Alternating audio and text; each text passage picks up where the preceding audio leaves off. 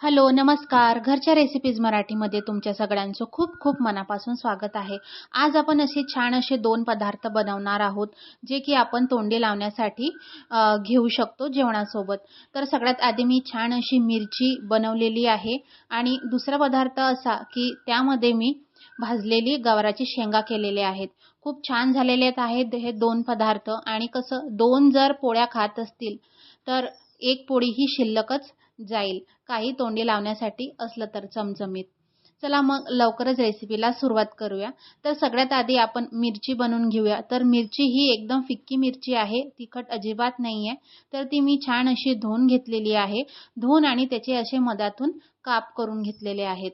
तर त्याला आपण तव्यावरती छान असं भाजून घेऊया. तर सगळ्यात आधी ह्या मिरच्या थोड्या ओल्या होत्या, तर तव्यावरती भाजून त्याचं पूर्णपणे पाणी जाईपर्यंत त्याला छान असं भाजून घ्यायचं. भाजत आल्यावर थोडासा त्याचा रंग कलर चेंज झाल्यावर त्यावर थोडंसं मीठ घालून आणि तेल घालून त्याला छान असं भाजून घ्यायचं. तुम्ही बघू शकता यामध्ये मी आता मीठ घातलेलं आहे. तर छान असं सराट्याच्या मदतीने आपण त्याला असं प्रेस करून ह्या मिरच्या भाजून घ्यायच्या. तर मिरच्या ह्या भाजून होतच आहेत, झालेल्याच आहेत ऑलमोस्ट.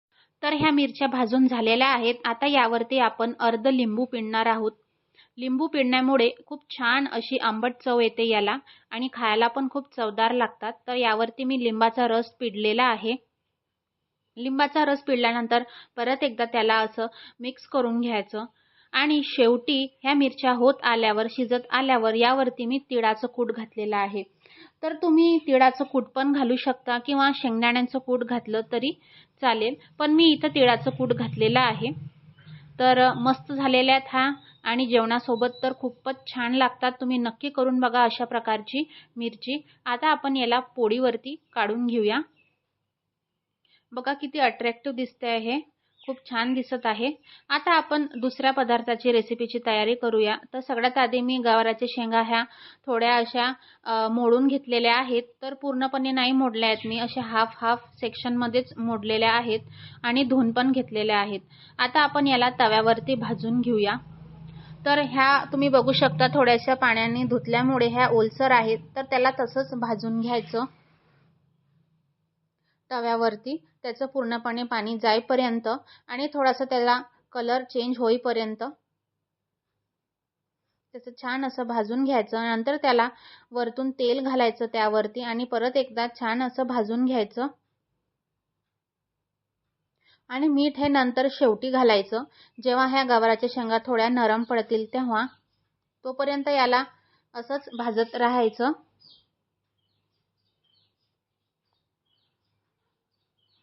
आता बघा थोडासा कलर चेंज झालेला आहे, तुम्ही बघू शकता. आता सगळे शेवटी आपण यामध्ये मीठ घालणार आहोत. मीठ ही शेवटी घालायचं आहे. तर मीठ घालूया यामध्ये आणि मीठ घालून मस्त याला अजून छान भाजून घ्यायचं, मिक्स करून घ्यायचं. तुम्ही अशा प्रकारची शेंग, ही गवाराची शेंग प्लीज करून बघा, खूप छान लागते जेवणासोबत खायला. नक्की ट्राय करून बघा ही मिरची आणि ही गवाराची शेंगा. तर अशा प्रकारे आपले दोन्ही पदार्थ तयार झालेले आहेत. चमचमीत अशी मिरची केलेली आहे आपण तोंडी लावायला आणि दुसरीकडे आपण छान अशा गवाराच्या शेंगा तेल मीठ टाकून भाजून घेतलेल्या आहेत. शक्यतो गवाराची शेंग ही कवळी असली तर खूपच छान लागते.